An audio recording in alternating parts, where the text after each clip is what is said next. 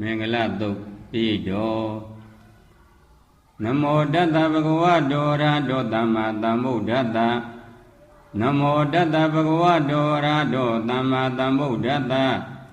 နမောတတ္တဗုဒ္ဓဝါတောရဟတောသမ္မာသမ္ဗုဒ္ဓတ္တယံမင်္ဂလံဒွါရတဟိစိန္ဒယေတုသဒေဝကသုဋ္ဌာနာနာတိကိသန္တိအဋ္ဌတေနင်းသမင်္ဂလံဒေတိတံဒေဝဒေဝေနသဗ္ဗပါပဝိနာတနံသဗ္ဗလောကဟိတထာယမင်္ဂလံတံဗနာမဟိဧဝံမေတုတံဧကံသမယံဘဂဝါသာဝိဋ္ဌိယံဝိဟရတိစေတဝနေအနာထပိဏိကတအာရမေအထာခောအညတရဒေဝတံအဘိကန္တယရတ္တိယဘိကန္တဝဏံကေဝလကပံစေတဝနံဩဘာတတဝါယေနဘဂวาတေนุปသင်္ကမိไม่ได้สอนให้เชื่อแต่สอนให้รู้ด้วยปัญญาของตนเองพระพุทธเจ้าไม่ได้ให้เรากราบไหว้เพื่อขอพรแต่ให้เราเข้าใจความจริงของชีวิตแล้วหลุดพ้นจากความทุกข์ด้วยตนเองหลักสำคัญที่ศาสนาพุทธแท้สอนคือ1ทุกสิ่งไม่เที่ยงไม่มีอะไรคงอยู่ถาวร2ทุกสิ่งเป็นทุกข์เพราะเรายึดติดกับสิ่งที่เปลี่ยนแปลง3ทุกสิ่งไม่ใช่ของเราไม่มีตัวตนถาวรให้ยึดถือ4ดับเหตุแห่งทุกข์ได้ด้วยทางสายกลางแห่งการพ้นทุกข์พระพุทธเจ้าสอนให้เราเห็นว่าทุกข์เกิดจากความยึดติดและความหลง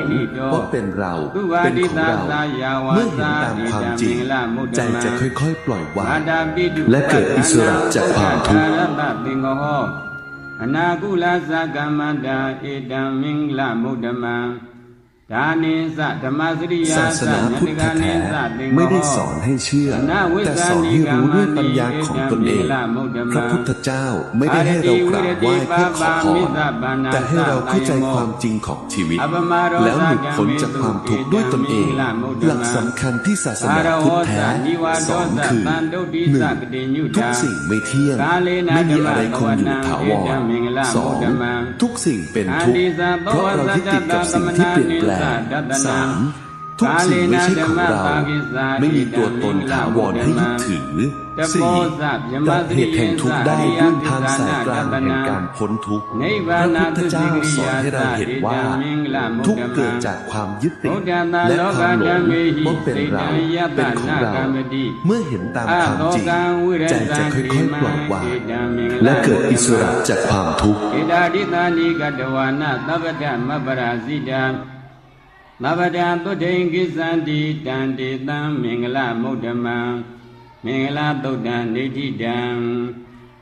อิมินาอนุภาเวนะอิมงคลตุปิยติยะโรหิตะโกติโสอนุโภကြောင့်သဗ္ဗေတတ္တလုံးစုံများစွာတတ္တဝါတို့သည်သဗ္ဗေဟိညာတိပိအဆွေမျိုးတို့နှင့်သဟတကဝ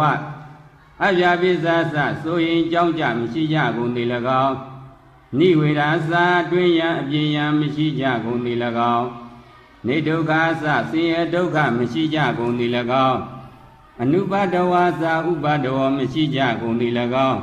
ဟွန်တုစင်စစ်မသွေဖြစ်ကြပါစေကုန်တည်း